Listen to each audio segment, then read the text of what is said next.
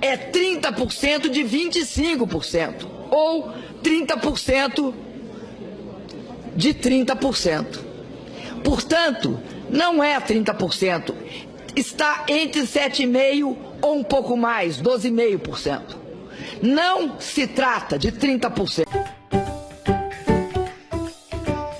E o tema da nossa aula de hoje é porcentagem.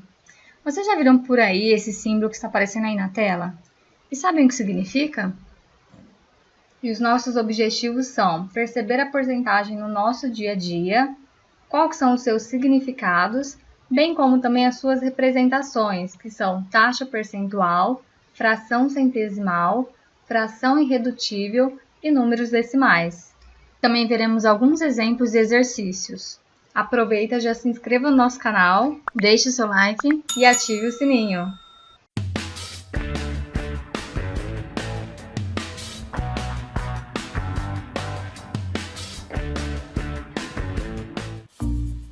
Vamos começar observando onde aparece a porcentagem no nosso cotidiano. Elas aparecem bastante em descontos em lojas.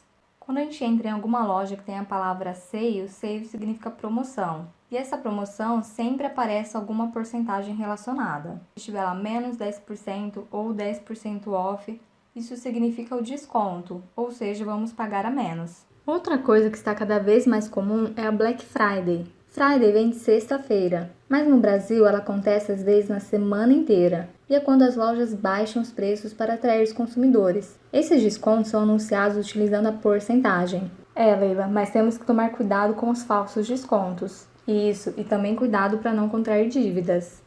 A porcentagem também aparece na cobrança de juros. Então imagina que você tem uma conta para pagar e você atrasa, e aí tem que pagar um pouco a mais essa conta. Esse a mais que a gente paga está relacionado a uma porcentagem do valor da conta. Os juros também aparecem quando vamos dividir a compra. Então imagina que você vai dividir em 12 vezes para fazer 12 pagamentos. Alguns estabelecimentos anunciam que eles fazem essa divisão sem juros. Outros cobram uma porcentagem do valor da compra. Outra situação que acontece bastante são em pesquisas estatísticas. Uma delas são as eleições. Aqui nós temos um exemplo que mostra a intenção de voto para presidente no segundo turno. Então, neste gráfico de coluna, nós vemos aí que 49% votam no candidato X, 36% no candidato Y, 8% em branco ou nulo e 6% ainda não sabem. Além disso, ela é muito comum em pesquisas de utilidade pública. Vamos acompanhar essa imagem. Ela mostra a variação de isolamento social em uma semana na cidade de São Paulo. Então aqui nós temos a taxa ideal em porcentagem, que seria 70%, e embaixo é a taxa real, que é o que aconteceu nessa semana. Nós podemos verificar que o isolamento social ele ficou abaixo do esperado. Outro ponto de destaque são as pesquisas de mercado. Na imagem nós temos 60% estão insatisfeitos com seus hábitos alimentares e querem mudá-los para melhor. Então isso indica que mais da metade das pessoas querem mudar o seu hábito alimentar. É possível também verificar a porcentagem no desempenho de atletas. Vamos ver um exemplo. No futebol, geralmente eles divulgam tabelas com porcentagens. Nessa tabela nós temos aí a porcentagem da pontaria na finalização. Então nós vemos aí, quanto maior a porcentagem, melhor foi a pontaria do jogador. Outra situação são nos rótulos dos alimentos. Quando a gente olha nos rótulos, tem uma tabela nutricional que ela indica a porcentagem. Então tem a porcentagem de valor energético, de carboidratos, de proteínas, gorduras e etc. Por isso que é muito importante a gente compreender a representação e os significados da porcentagem. Como que surgiu a porcentagem? Dados históricos dizem que a porcentagem surgiu em Roma quando o imperador decretou a cobrança de vários impostos, entre eles o centésimo, que era cobrado sobre todas as mercadorias vendidas. Então os comerciantes tinham que dividir o valor das mercadorias por 100 e uma parte ia para o imperador. Qual que é a definição? Porcentagem ou percentagem, ela indica uma taxa que é a proporção calculada em relação ao número 100. Então, nós vamos ter uma fração cujo denominador será 100 e ela pode ser representada por este símbolo. Vamos ver alguns exemplos. Se nós tivermos 5 e este símbolo, vamos ler 5%. Aqui, 50%. Neste último, nós podemos ler 22,5% ou 22,5%. Este símbolo, ele sofreu algumas alterações ao longo do tempo. Inicialmente, ele era utilizado dessa forma, depois passou a ser dessa forma, em seguida dessa, que lembra o símbolo da divisão. E a partir de 1925 foi padronizado este símbolo, do qual nós utilizamos até hoje. Vamos ver um exemplo. Imagina que a gente tem um grupo de 100 pessoas, onde 58 são mulheres e 42 são homens. Isso quer dizer que 58% são mulheres e 42% são homens. Então aqui nós vimos a relação do número em relação a 100. Só que nem sempre nós vamos ter grupos de 100. E aí como que fica para a gente representar essa porcentagem? Vamos ver um exemplo para vocês entenderem o que significa essa porcentagem e qual que é a importância de utilizá-la. Então aqui em uma escola de idiomas há 2 salas de espanhol. Na primeira tem 50 alunos no total, 22 são mulheres. Na segunda sala são 25 alunos, 13 são mulheres. E aí se eu perguntar, qual sala tem mais mulheres em relação ao total de alunos na sala? Se a gente olhar para o número bruto aqui, nós pensamos que 22, como é maior, tem mais mulheres. Porém, ele quer saber em relação ao total de alunos na sala. Então não basta a gente olhar quem que é o número maior, nós temos que pensar em relação ao total de alunos. Para a gente transformar em porcentagem, então aqui na primeira sala nós tínhamos 50 alunos. Imagina que se eu tivesse 100 lá, 50 para 100, eu multipliquei por 2. Ou seja, se eu dobrei o número de alunos aqui, eu vou dobrar o número de mulheres. Então vai passar a ser 44. Isso significa que são 44 mulheres em 100 alunos no total, 44%. Então nós podemos representar com este símbolo aqui. Já na segunda sala nós tínhamos 25 alunos. Se eu quiser passar para 100, nós estamos multiplicando por 4. Então, o número de mulheres eu também vou multiplicar por 4. Então, nós temos 52 mulheres para cada 100 alunos, ou seja, 52%. Então, quando eu quiser comparar e são valores diferentes, nós temos que tentar transformar no mesmo denominador, que na porcentagem a gente vai utilizar o 100. E aí sim nós conseguimos comparar quem tem mais mulheres em relação ao total de alunos. Então, nós vamos verificar que é na segunda sala. Apesar de ter menos alunos, ele tem mais mulheres em relação ao total. Por isso que nós temos que ter cuidado na interpretação do exercício. E é por isso também que a porcentagem é muito importante, porque ela nos ajuda a comparar valores diferentes. E agora as representações da porcentagem. Ela possui várias representações. A razão é uma divisão, e a divisão nos remete à fração. Então, como já foi dito anteriormente, o denominador vai ser 100, que indica porcento. E agora nós vamos ver as diversas representações que ela possui. Bom, a primeira delas é a taxa percentual. O que é a taxa percentual? É quando a gente tem um número e este símbolo aqui. E aí nós vamos ler 10%, 20%, 30% e assim por diante. Então, estes números aqui com este símbolo representam taxas percentuais. E a fração centesimal? Nós vamos transformar este número em uma fração com denominador 100. Vamos acompanhar alguns exemplos. Se eu tiver 15%, quando nós fazemos a leitura, isso já nos remete, que é 15 por 100. Se tiver 6%, mesma coisa, 6 por 100. Se for 35,2%, então 35,2 sobre 100. Então, isso que é a fração centesimal. Número decimal. O número decimal, nós vamos dividir este valor por 100. Vamos retomar os mesmos exemplos. Então, 15%. Se nós fizermos essa divisão, o resultado será 0,15.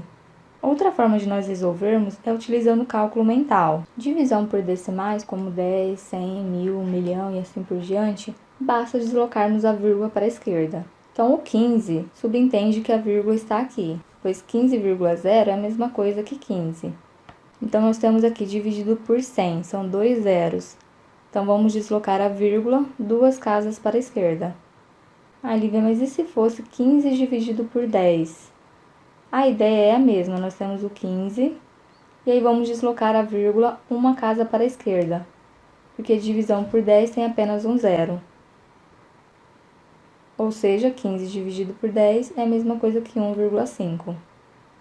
A seguir, nós tínhamos 6%, ou seja, 6 dividido por 100.